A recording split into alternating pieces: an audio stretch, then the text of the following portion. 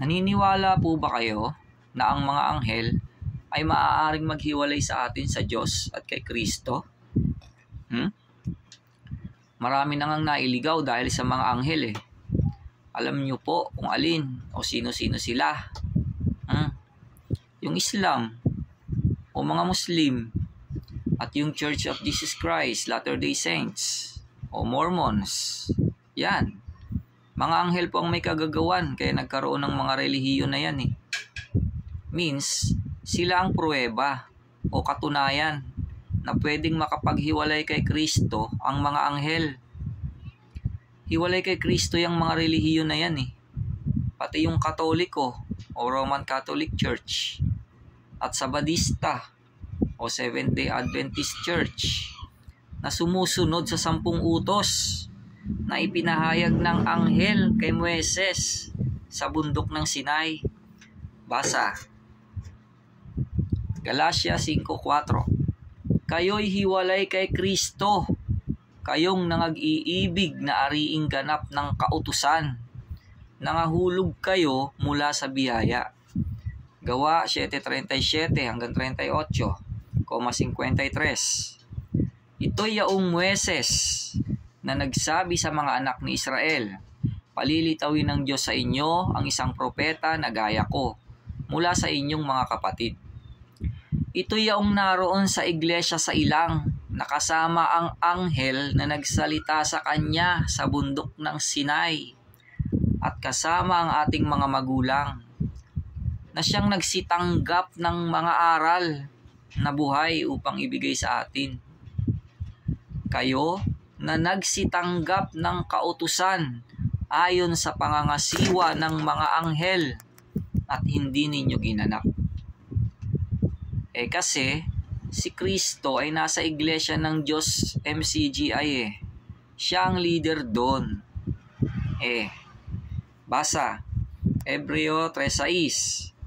Datapwat si Kristo gaya ng anak ay puno sa bahay niya, na ang bahay niya ay tayo, kung ating ingatang matibay ang ating pagkakatiwala at pagmamapuri sa pag-asa natin hanggang sa katapusan.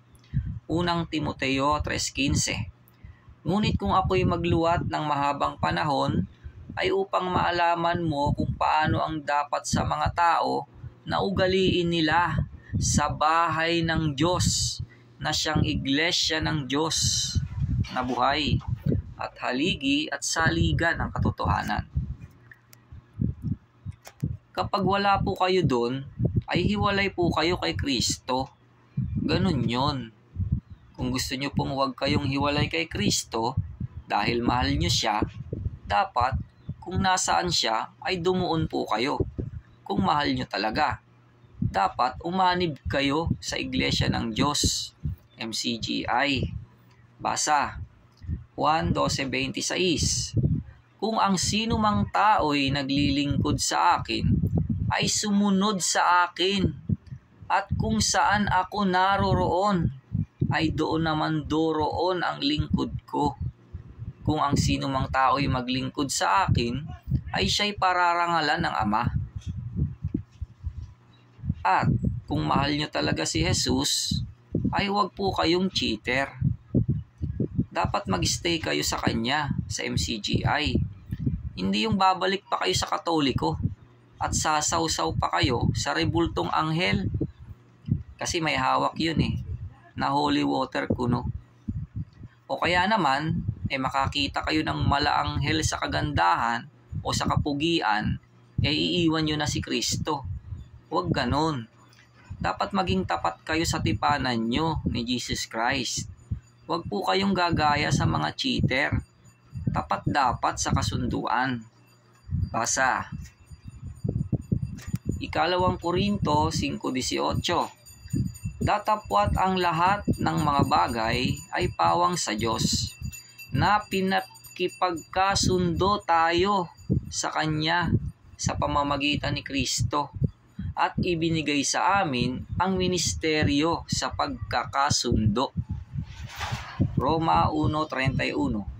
Mga haling, mga hindi tapat sa tipanan, mga walang katutubong paggiliw, mga walang habag.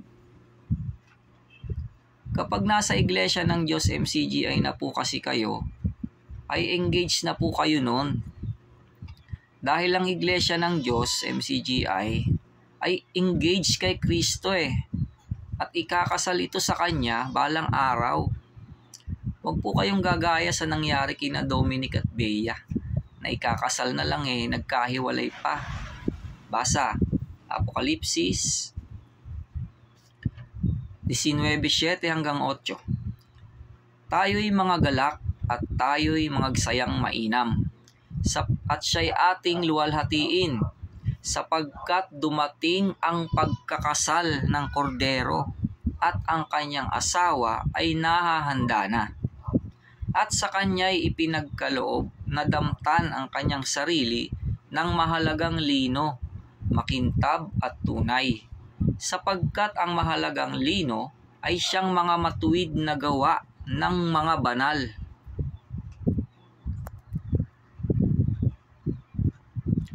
Kaya kahit may magpakita pa sa inyo na mismong anghel na mula sa langit, ay huwag po kayong magpapabola doon. Itakwil nyo po kahit gaano pa kaganda yun.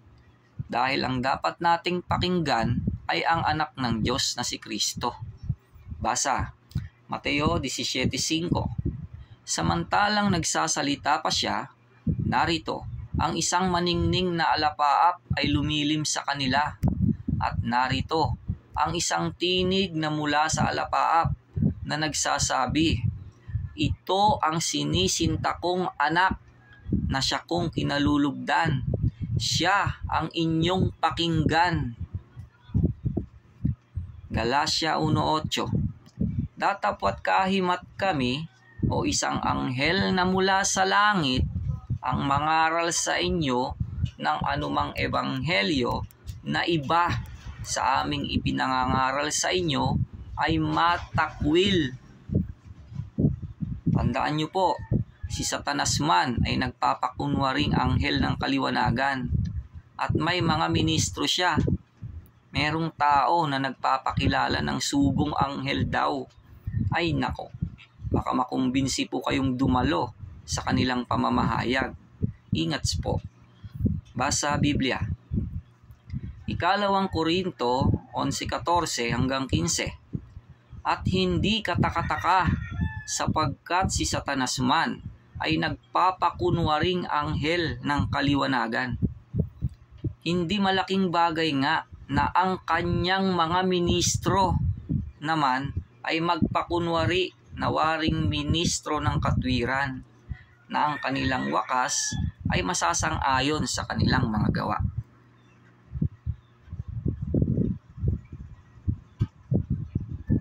Roma 8:35-38.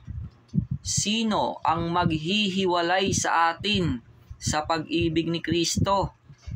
Ang kapighatian o ang kahapisan o ang pag-uusid o ang kagutom o ang kahubaran o ang panganib o ang tabak? Sapagkat ako'y naniniwalang lubos na kahit ang kamatayan man, kahit ang buhay, kahit ang mga anghel, kahit ang mga pamunuan, kahit ang mga bagay na kasalukuyan, kahit ang mga bagay na darating, kahit ang mga kapangyarihan,